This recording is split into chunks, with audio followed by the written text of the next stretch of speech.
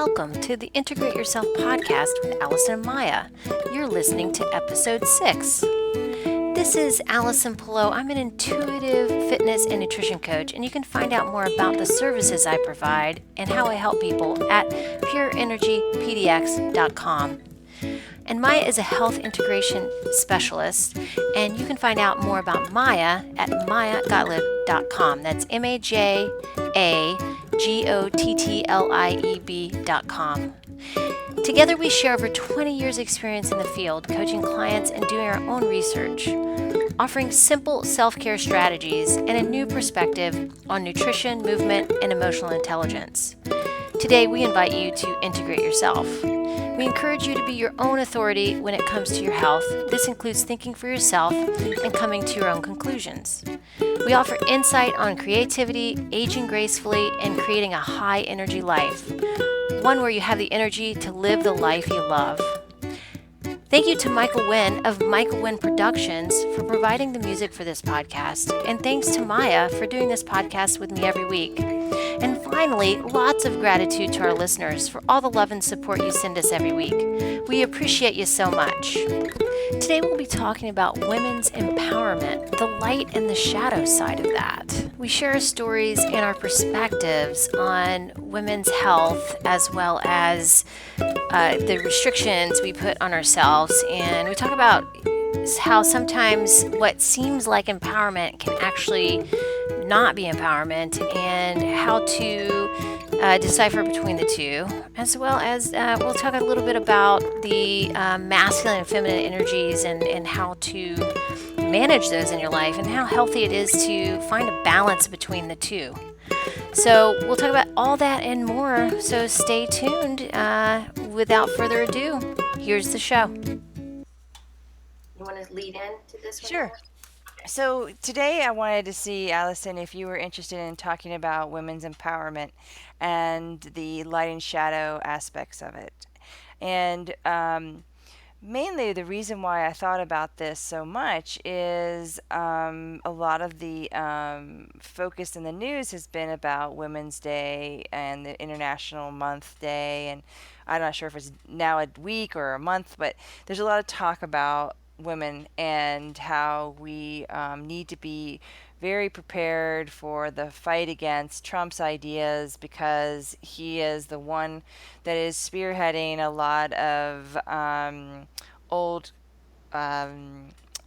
plans of, how to change the government. And so one of the things I noticed for myself was talking with a group of women that were older than I am, and I guess the 60s was their, main, era, and they were talking about how important it is and that they really need to fight for this new, we need to go and do the district voting and kind of bring in a voice to be heard that we didn't like Trump. What I really listened for was, what is it that I don't know that they do know? Like, what did they experience in their life that I haven't experienced? And one of the things that came to me was I've never had to really fight for a vote. I've never had to, deal with not being able to have a credit card. Like, when I talked to my mom, she said, years ago, you couldn't get a credit card. It had to go through your husband. And I thought, wow, I've never experienced being suppressed as a woman in terms of rights. Like, if we're looking at the Bill of Rights and human rights, I've felt discrimination. I know that people, especially who work in the corporate world, have dealt with raises and not getting raises because they're a woman. And when I look at that, I'm thinking how fortunate I have. And then, I was talking more, and I found that the conversation led to a woman's experience when she went to Thailand and Cambodia. And she basically explained that they're still in that mode of women are not allowed to own property. Basically, it's an issue of the male gets a certain amount of property. Each male gets a certain amount, and it's not big. So there's a little issue about human rights and who gets what, but you get a certain lot size, and then if you have a brother or something, then or a family member, you can live near each other and the lot gets bigger, so that makes it a more of a bigger place. But if a woman wants a property, her husband has to bring it along, and then they can have a property together. But they are not allowed to physically own property in their hand. And so much of my background in doing real estate is that, women here are very capable of owning. They're very capable of investing, and they do a lot of work to be independent.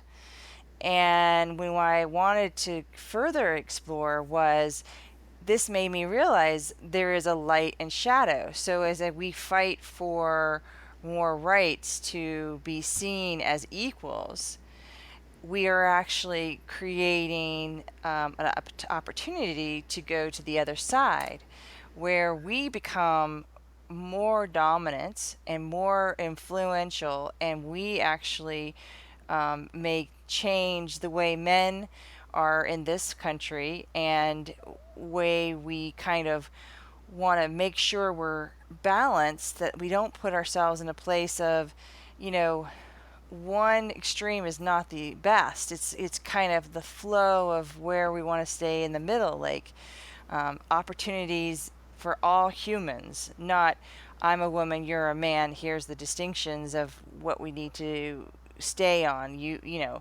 Uh, so I don't know. What do you think about that today?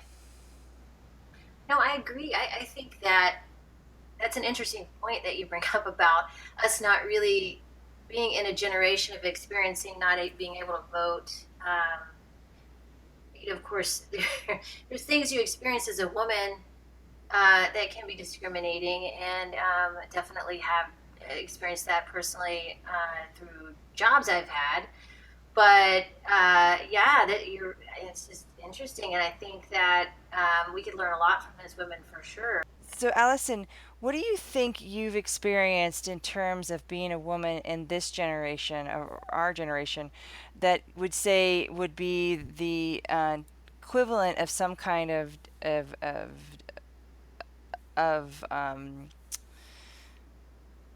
being suppressed? Being suppressed. Yes, because as a woman, and being limited in what you can do, and I'd say the things that we would experience now would be more subtle, more passive. So not being heard, being ignored, being shut out.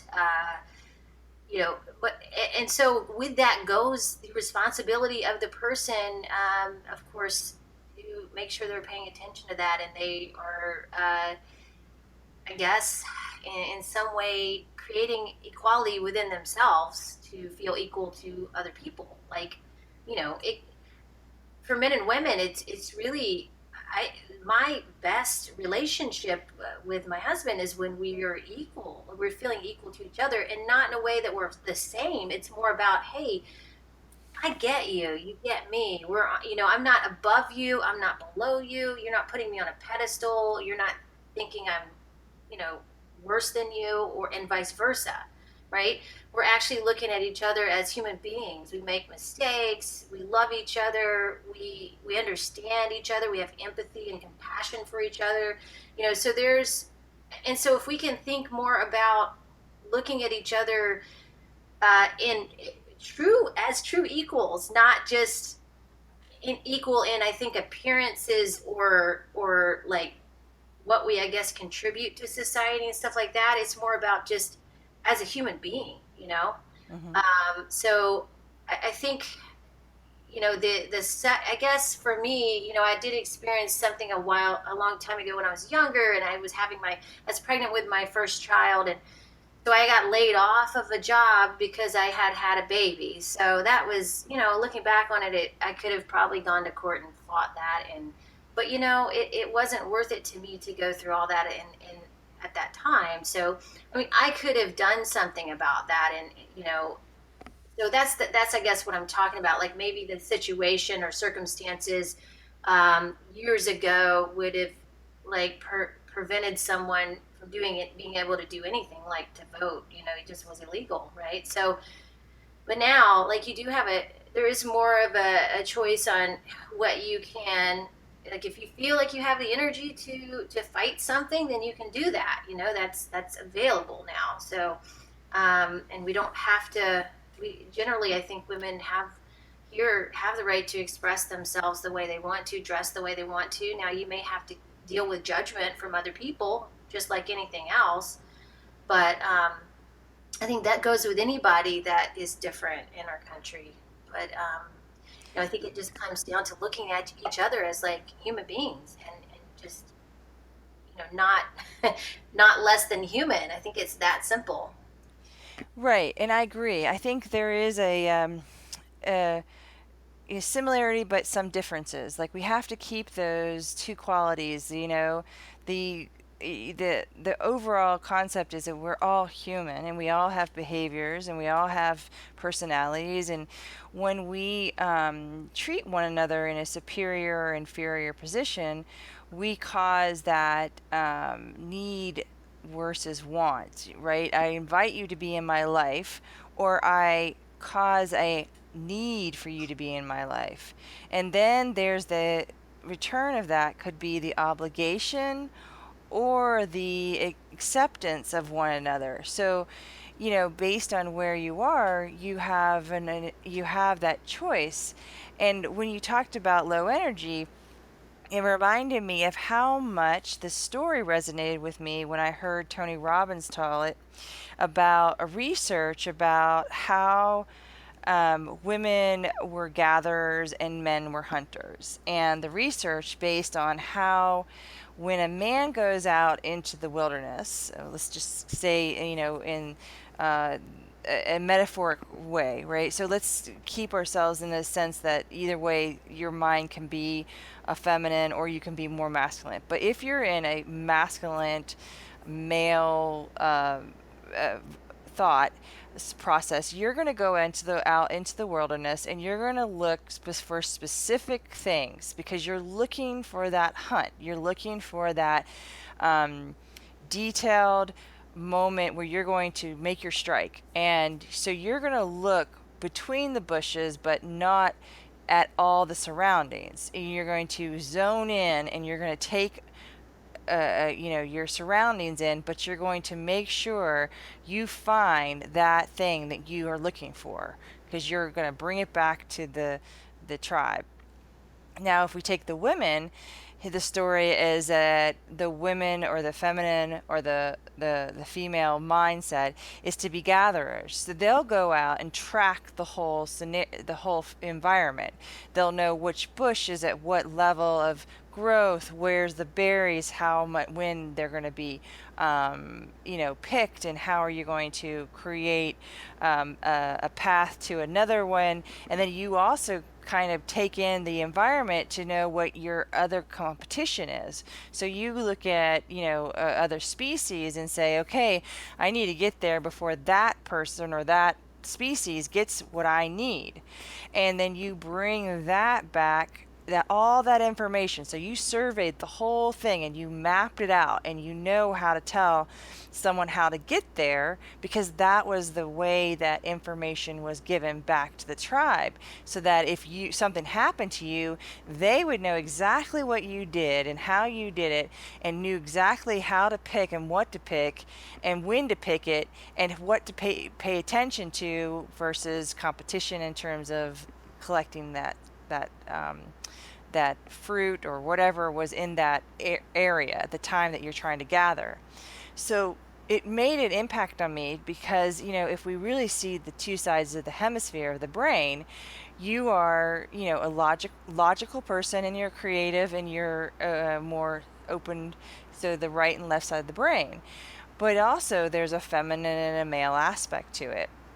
So if we think about low energy for women, which is where I was going, it was just basically that women are really in need of snacks. pretty much all day long. Like we are one of those things where I see more and more. I even had an experience this morning where I had brought food with me, but I had gotten so busy in the morning that I totally missed my morning snack, or I had something, but it wasn't enough. And all of a sudden, my mind started to get really overwhelmed, and I felt emotional, and I felt like I was going to need to talk to somebody because I was feeling like things were out of control, and I was getting really upset and emotional. And then all of a sudden, it occurred to me, you need to eat something different. And so luckily I had my liver and my carrots and I started chowing down on them, sitting in the parking lot in between whatever routine, other errands I needed. And I took that moment and I just ate. And sure enough, I felt this overwhelmingness to disintegrate, and I started to feel good about myself and feel, oh, I can handle this. This is not a big deal. My mind's clearer again, and so when I think about the scenario that I just talked about, well, male and female, my mind starts to think about how important it is that women take themselves into that gathering part of them, and that maybe our role isn't as subservient as we have made it. So the woman that was at the house was because it suited our being, because we were around food more. And another story I would love to share is that my grandfather, when he was in World War II, he, when he got drafted in the Nazis, he didn't want to go, but you had to. And so they asked him what did he do when he was living in his village, and he said he was a farmer. And the beauty of that was he knew that the guys that were out front and in the lines of fire were going to die, and he was going to stay near the food so that he would survive. And his mentality was, tell your you're a farmer, get yourself out there so that you're going to survive this. You're not going to leave yourself to being exposed into the elements, or you're going to be starving and make wrong mistakes. And so for me, that's a beautiful scenario of how, like we've been programming ourselves that we can't eat, only a certain amount, we're too busy, or we get so emotionally drawn into paralyzed state that we will actually suppress our appetite. And then the emotional part of us, or the schizophrenic part of us, will start to come up because we're really experiencing a survival a mechanism, that we're really feeling the body saying, well, like if you could visualize a cartoon, alarms going off and things are going out, and in these schizophrenic moments may be more about your energy than it has to do with you being gene oriented toward this type of personality because your grandparent or this or Yeah. something, where or you know you think something's wrong with yourself, right? You're broken. Yeah, I think And it's a nourishing thing. I mean, we, as women, it makes sense that we would be more toward nourishing ourselves and other people because we are, we have babies. We care for the babies. You have to nourish the babies. You have to be with the babies. So you're at the camp or in the, you're staying back and um, you're the one kind of holding down the fort while the guys are out hunting, and so it made more sense for women to be eating more regularly, like on a more consistent basis. And that's the problem I feel like I have with some of this, the paleo theory or the hunter gatherer thing, some of the ancestral health stuff, because it's never really mentioned that women actually need to eat more frequently and more because I feel like we're supposed to be doing that. right. That's our part of our biochemistry. I guess it helps our biochemistry work better. And men may be able to get away with not doing that as much, I think, and they do better with, I guess, those kinds of diets, maybe paleo or. And this is just my theory. I don't know for sure because it's something that out of from my observation, I've just noticing between me and my husband, how different it is that I really need more on a not more food in one sitting necessarily, but just more frequent feedings for myself. So as opposed to him, he could go without breakfast and not eat until like lunchtime or something and be totally fine. But I think actually even that catches up with men actually later in life when the hormones equalize out a little bit, but and they lose more testosterone. Um, Instead Yeah, of and getting away with it, not necessarily meaning they're going to be super healthy, but they can function well for a while. I think doing that kind of thing, as opposed to women who, you know, you could be in your early 30s and start having issues because you're doing that, or even 20s now, because there's a lot of my son goes to school with young girls who are now vegans. Like there's a lot of vegans now in high school, and it's like wow, like what are they eating? You know, like what kind of nutrients are they getting? Nothing against vegans. I just feel like it's hard to get a lot of you know, really dense nutrients when you're growing. So from that kind of diet. So anyway, that's kind of the my theory on nourishment is like, you know, women needed to know how to do that for themselves and because they had other people depending on them. So that's why it's ingrained in us. So now I think what happens is we still gather, but we're gathering like clothes, we're gathering, you know, material things, and it's like empty.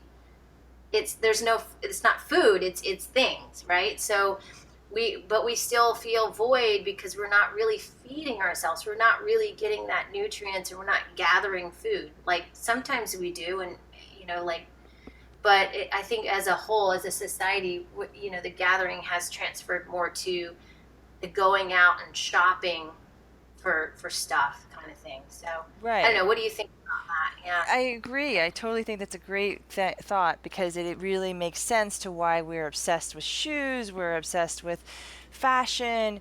We hoard in terms of you know, the new thing. Like, what's the newest thing that we can get our hands on that's so you know, different. I think I wanted to say what hear you say in my own self is that when we don't know that the science is actually kind of involved with this, that estrogen is quite uh, prevalent in us versus it is in men. Testosterone has the capability of regulating men a little bit more than the women don't have. So we can't really say, you know, when we're stressed, we are affected by estrogen so much more than men because they have the testosterone. But when they start to weaken their immune system by starving themselves and living like the paleo diets that they have been kind of implementing, they are forgetting that they're in a globalization environment. You're no longer in nature. You're no longer resting at night in the dark and sleeping through the dark and waking up at the light. Or if you are, you don't realize that you are living in a stressful life even more with EMF waves and stress of, you know, living in a city where you have tons of bright lights and things going on. You're in an office all day long with other lights, and you get drawn out of your energy. Like just being physically working in the world is so much more stress than probably the few minutes that they ran after an animal. You know, because if you've ever been hunting, you don't do much. Like you sit and you wait. And these guys sit and It's like sleep. a sprint. It's like a sprint, and then you know, I think you're right. I think in some ways the what we put ourselves under in our society, the all the unnatural, really unnatural stuff that we're just adapting to at this point. We're not even, you know, it's something that's very new to our biology and our we biochemistry. have So we have phones with us all the time. We have technology in our cars. We have technology in our workplaces. We are, you know, under, you know, intense lights that carry blue, you know, and it kind of brings that whole other blue blockers, and we can talk about that another time. But you know, one of the the problems is we really, really don't know how far we're removed from why paleo diets really worked at the time that they might have worked. And it's still a That's my point. conjecture. It's like you don't really know exactly. You're trying to take science from that, or anthropology or whatever you're doing, to kind of mitigate or morph into this idea of this is how it was shown in the fossils and how we came into being, so this has to be the evolutionary smartest way of living. But is it working in context? Like, do you really see how much you don't get influenced with good air, good food, and good water? And then you put Exactly. yourself in a stressful where I'm only eating meat, which is actually, yeah, it's great that you're eating meat. It gives you protein. But do you then know that the protein, especially muscle meat, is tryptophan, and that tryptophan causes increases of cortisol rises? And then do you even know what cortisol does to your body? And in terms of women, we are running around trying to be like men in a way that we're trying to empower ourselves to say, you know what, we have human rights and you need to see that. And yes, that's important. But then are we selling ourselves into the shadow where we're actually removing ourselves from good sources of food, good sources of for the fact that we want to compete to say to men, no, you're no better than I. And we have generations that experience some really tough times, and to have that.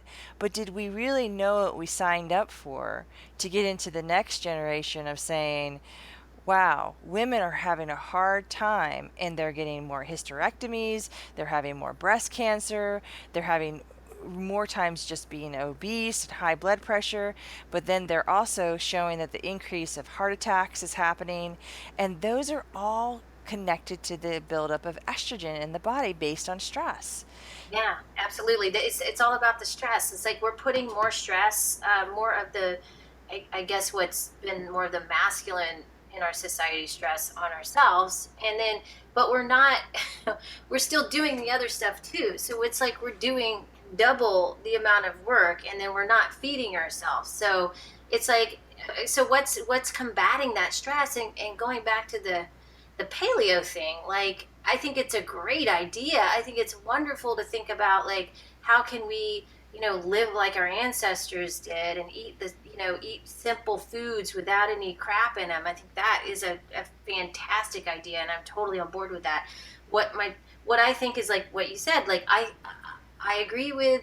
I've thought about this too. Like we have a lot of other things that are in our world now that weren't around back then, and so there's just more things to consider about what that kind of stress does to your body and how you can deal with that. Like that food is going to be a great foundation because it's clean food, and you need some other things there. You need, like you said, the muscle meat's not good to eat by itself because it's gonna create inflammation because of the amino acid that has, and because you don't have the whole animal, and that's the thing. The hunter gatherers, they were eating the whole animal. They weren't just eating the muscle meat, so it actually isn't even really on board with that because they were eating the organs. They were eating, which all the things besides the muscle meat that have thyroid hormone in them. So you were getting the thyroid hormone when you were eating the animal before, and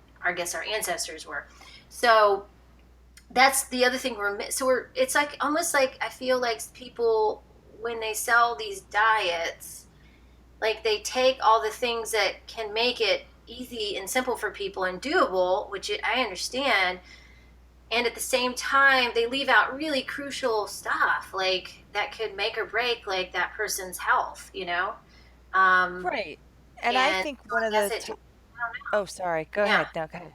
Well, I think it produces what it does is the diet actually creates what is, I guess, considered health in our society, which is like really cut, muscular looking people that can do, high levels of, or I guess at a high level in fitness and can do an excessive amount of exercise.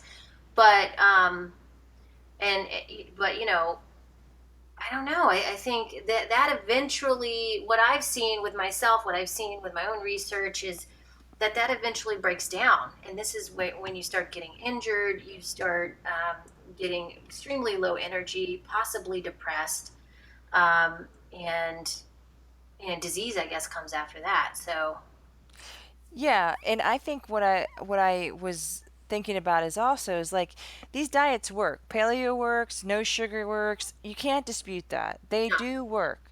But yeah, what are you absolutely. giving up in return? And that is the longevity of your life, from my opinion, because aging comes quicker when you put yourself in a stressful thing. Now, most of the time, you hear people say, I got to get into that dress. Oh, I got to lose 5 pounds, 10 pounds. I don't care what I have to do. I'm going to starve myself. I'm going to take this, do that. But what you don't realize is that as you get older, you can't do that anymore because your mind is like, I want this now, but then you don't take in account that the now will subtract something later. And when you kind of think about, okay, I'm going to give up sugar. Okay, you give up sugar. You give up salt. You give up all these things that are actually anti inflammatory, actually creating more of your body to work in a more symbiotic relationship versus shocking your body into releasing, because either you're starving yourself or you're shocking yourself into change. And when you think about, like, all right, if we're going to want to look young in our older years, or we want to function well, we don't want a hip replacement, we don't want to have hair loss. I mean, more women are having hair loss problems. It's not just the men anymore. We're actually kind of seeing the coin turn on its head, and now it's kind of like, wait a minute, what are we sacrificing to get this beauty instantaneously, this needs that we think will get us, you know, uh, satisfied by making ourselves, a beautiful body, especially because we as a society think if you're fully muscled up, or you have the hourglass figure, and you have, some kind of acceptable societal image, that is worth more than your longevity and your happiness and what you want to do in your life. Like, that is incredibly sad. Like, wow. And I notice more and more, like, even talking to some of these women, a lot of them are very emotional, and just knowing what I experienced today with my own emotions and know how food, they don't understand, right? So they get kind of like, oh, I'm going to be even more vegetarian or more vegan or more, Let me less. say, oh, go ahead. Yeah, I had a point about like that. What you just said just made me think like, well, what does that do to creativity? Like that stifles it completely because all you're doing is thinking about what you're eating. You're thinking about what you look like all the time.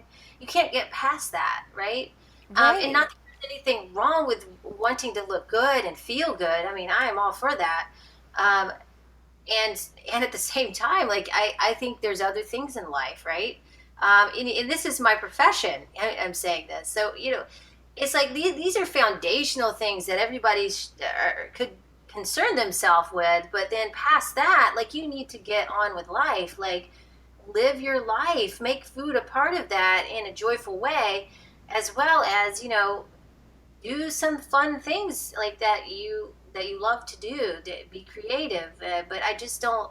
I just think that restriction, it just limits it, and I think that's where, like, if we go back to the light and the shadow of women's empowerment, like I think things that we think are empowering actually are not. That may be the shadow side, right? Or could be like actually restricting us. Like as we move up into the male world, right, and we become more male, or we tap more into our masculine side, I should say. We have to learn how to I guess, express that masculinity in a healthy way. And that's been my own journey. So I used to just expend so much energy and not really replace it fast enough. And I'd have to take these, uh, long naps in the afternoon, and it was a lot of recovery, so after, I think that, it's a matter of like deciding, okay, it's not that you want to be scared of the masculine side of yourself. It's not that you want to push it away or suppress it. It's like, okay, let's welcome it. And like that whole equality thing, let's make them equal. These are equal. One's not better than the other. The masculine has to be expressed in a healthy way. You have to have your masculine energy in order to get things done, in order to feel strong, but it's like you are using that, in a way where you can integrate it in a way that's not constantly going up, right? And then you're dropping back down again. You're going up with it, then you're going back into your feminine, you're going up into your masculine and back. It's kind of oscillating, I guess is the word I was looking for. So, I think, personally, at first I was like, oh, I gotta just get into I was too much in my masculine. I get into my feminine and really connect with that. And I connected with it really wonderfully. And then it was like, okay, now I gotta like reestablish this whole masculine thing for myself, because I've been doing this, in a very destructive way most of my life. So let's like look at it again and see how we can do it differently. That's the way I like to look at that. I guess the shadow side of women's empowerment, because you have to face your masculine at some point, right?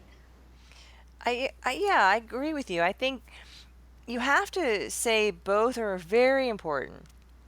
Whether or not you lean to one side is not a question. It's whether or not you do it often. When do you feel like it works for you? When does not work for you?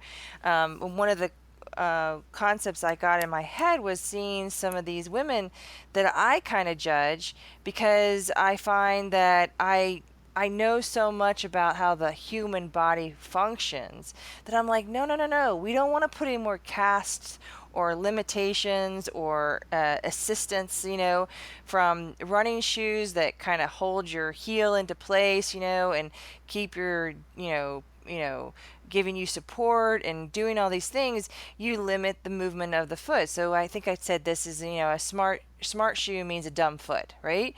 Because that it's giving too much support and you can't function. Well, if you're in a corporate setting, years ago you had to wear pantyhose and you had to wear heels and you had skirts, and when I start to look at now how we've progressed away from the pantyhose, thank you for that. I think one of the other parts I still see are these women wearing these humongous clogs. So it's like standing on stilts, right? In a dress with their hair, all inundated with estrogen products. They got a whole bunch of makeup on. That's, I don't know. I'm just giving Well, a let's worst explain worst that case real quickly. scenario. Like the worst case scenario, right? Yeah, well, real quickly, what are estrogen products, just for people who don't like know what that is? So big main products like parabens, right? Things that are supposed to be removed, but not In in. bread And or most hair gels and right. Anything that kind of tells you anti-aging, anything that kind of utilizes things like taking puffiness away or stuff, those are signals to be aware, because there are a lot of the phosphates and the uh, can't think of the names, but I can get some a lot lists of that we can provide later on. But you're looking at those things as products that are trying to plump you up, take discoloration away. You're masking yourself to make a more unified color, or you're doing some kind of rose and highlighting your eyes. And it's not to say makeup's bad. It's just we need to make sure we're not putting extra estrogen in our body, right? Like we all know that the plastic bottles that we carry, we have to be really careful. If you carry too much, and it sits in the sunlight, that is going to create the plastic to absorb into your water. So it's the same thing. We carry a lot of stuff like cleaning products in our house, have a lot of fragrances. These are all signs that, you're carrying a lot of estrogen on one being.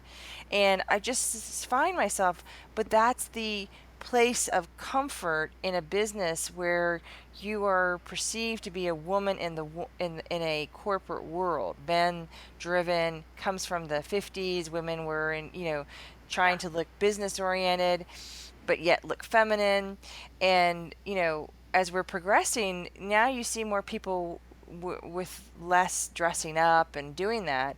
But still, you've got this propensity for women to want fashion, and fashion is slowly changing, but it's still quite oriented to the, you know, select few that can buy this expensive clothing that you then, carry this, big bag and you carry it on one side and you look really beautiful because you got this whole, outfit together. But does it really help you anatomically? Does it help you in your mental, emotional? Like I saw one woman trying to get into a door that was really heavy, and she was this thin blonde that was, really beautiful. She had these, incredibly high clogs on and a dress on, and the door was too big for her. Like it was just her frame versus this heavy door. And I thought, oh my gosh, she's going to fall over. And I thought, I've worn those. I've worn these big shoes. And, for my height, 6 feet, and being as big as I am at this moment, it's like a disaster. You're walking on a tightrope, like you got to be paying Okay, yeah, attention. I don't know how women walk in those. Honestly, it's not If some comfortable. of them are easier than others, but this Well, I mean, one, I have one pair of shoes that, has some of a heel on it that I wear like on special occasions. But other than that, if I'm not comfortable in it, if my body doesn't feel good, and I of course, am very grateful that I have a job where I can do that. I don't even have to wear shoes if I don't want to. So it's a little different because some women really do. I think there's some jobs that still require women to wear high heels. I don't know. Is that true? yeah, it is. And I don't know if they're requiring, but I know that they, I know they did when I was endorse younger. maybe is a word, endorsing that you look professional, lawyers, and you go into Yeah. court, you see those still going on. But I mean, I love a pair of great heels. But as I look Yeah. at them, I say, okay, I'm sacrificing something for to wear them. And if I'm doing this daily, we talk about women's, women tend to get a lot of bunions because of the narrowing shoes. You can adapt a high heel, but if you went to the extreme of what some of these shoes have put our feet into, it's kind of like, we're trying to do a magic trick or something, like how do we balance our life in a even more stressful way, right? And so I kind of Right. wanted to bring back like this idea of, what are you giving up to be this person that you think is more acceptable in society because you are empowering yourself to be more of you know, a woman, what does that mean to you? And so for me, it means I need to look at what's creating my drive or my passion to accept myself in this world. Like, okay, am I going to be um, okay with not being the size 2, and I, don't have this type of skin tone, or I don't have this, or don't, taking away the competition of comparing and competing because I accept myself in the frame that I am right now. And as we're getting older, we start to realize each frame changes. So you're going to even more have to learn how to accept yourself. And so I'm offering this our session is to recognize what you had mentioned our last session was, what are we giving up and what can we give up to get more from? Like, can I stop beating myself up and create more of acceptance by fueling myself and saying, you know what, I actually learned that eating more is healthier for me. Having sugar and not being demonized for having it is because I understand what sugar does to me and how it helps me on stressful moments. And in looking at the other side of it, have you lost the will and you've come totally self-helpless in helping yourself beautify yourself in a way that you like yourself in the way you are. You can see the other side of it where you've gone over the hill and you just said, you know what, I don't care. They have to accept me for who I am. But you really underneath it don't accept yourself. And you got to kind of come back and say, okay, the other side of the coin was this and the other side of the coin was that. So let me find that middle and maybe look on, the third side of the coin, right? Where you kind of balance both. Absolutely. Well, let's end, I guess, with. I mean, we have. I feel like we've talked a lot about the shadow of what women go through. Let's talk about the light a little bit more too. Um, Right. so, The, I mean, I guess the light would be, like what we're talking about. You're letting go of, I guess, external. Maybe starting with external stuff that you feel like would make you a better person, or change your I guess who you are, I mean, of course, I think there's some attachment still to how you're presenting yourself to people, but are you actually making yourself uncomfortable or hurting your health because of that? I guess is what it comes down to. So the light is possibly realizing that what works for you, and you doing that without, I guess, attaching to the judgment of others. right. I think the light side is also noticing how, you know, our education and our essential development has been to strengthen ourselves, right? To become more empowered so that we can be independent women where we don't have that first mentality that we're property.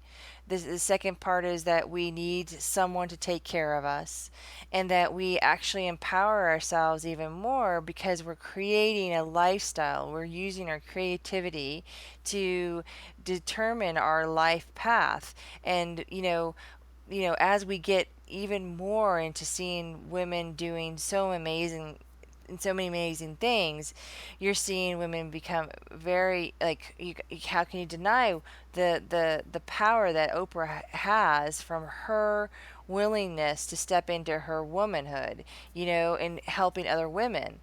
And then you have the shadow side of her, but the parts that are light sided for me is that she empowers women to not be homeless. She empowers women in other countries with her kids to teach them that they can live past their values of their parents. And in as our assets and resources and income and our way we live our lives, as long as it's in line with who we like about ourselves.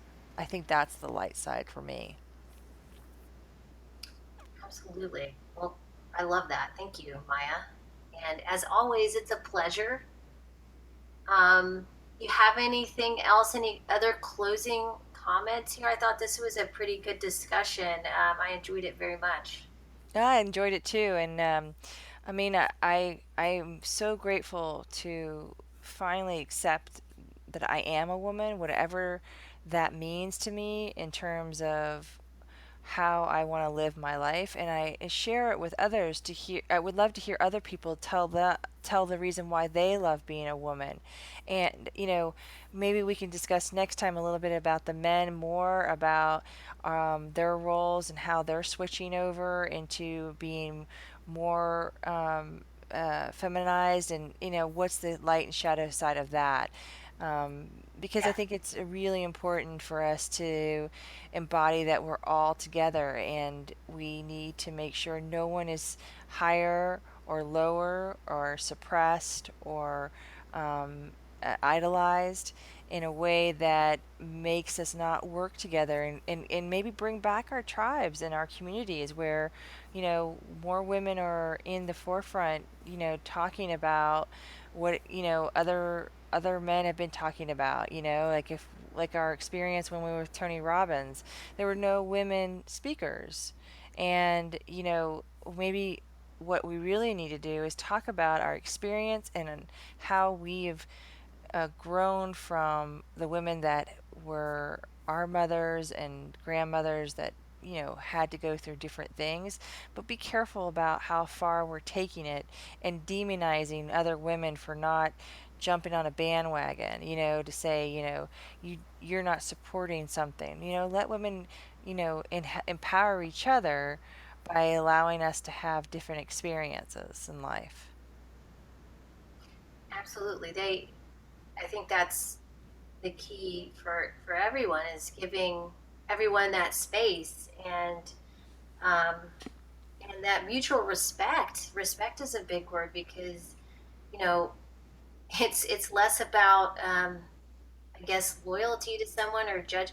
You can't really attach yourself to judgment as much as if you have respect for the other person, and you don't have to agree with them. You don't have to agree with their values. You can just, you know, be respectful of their experience and their journey, and leave it at that. So yeah, so thank you, Maya. And yes, we'll definitely talk a little bit more about the male side of it too, because I know they're being affected. I have two sons and husband, and it's we have these discussions in our household every night, and they're teenagers, so they're seeing a lot of things happen at their school. So yeah, men are things are changing, so it's confusing right now, I think, for men. And not to so anyway, we could get into that another time. But yeah, thank you, Maya, and we'll talk again soon. Yeah. See you soon. Talk to you soon. Of course, if you like what you hear today, please subscribe to our podcast on iTunes. You can also find us on SoundCloud. You can go to my website at pureenergypdx.com to listen as well.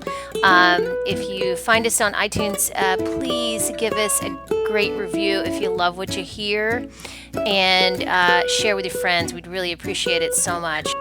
Feel free to check us out on Instagram at pureenergypdx, and on YouTube under Allison Pillow. It's the Pure Energy Wellness channel. On there, I'm providing lots of videos, both on Instagram and YouTube, for your movement practice, your foundational movement practice. So definitely check it out. Next week, we're going to be talking about the liver and the function of the liver, the relationship between the liver and the thyroid, how they work together, and how the liver helps the thyroid with the hormonal conversion so that the thyroid can do its job and produce energy for the body, as well as actually eating liver for good health and the type of nutrients you can get from liver, namely vitamin A, which is really great for hair and skin, but so much more. We're going to be talking about how to eat liver, the best ways to eat or prepare it, as well as other foods that can help with liver function, so the liver can better detoxify and help your body become more efficient. All that and more next week. Thanks so much for listening, and we'll talk to you next time.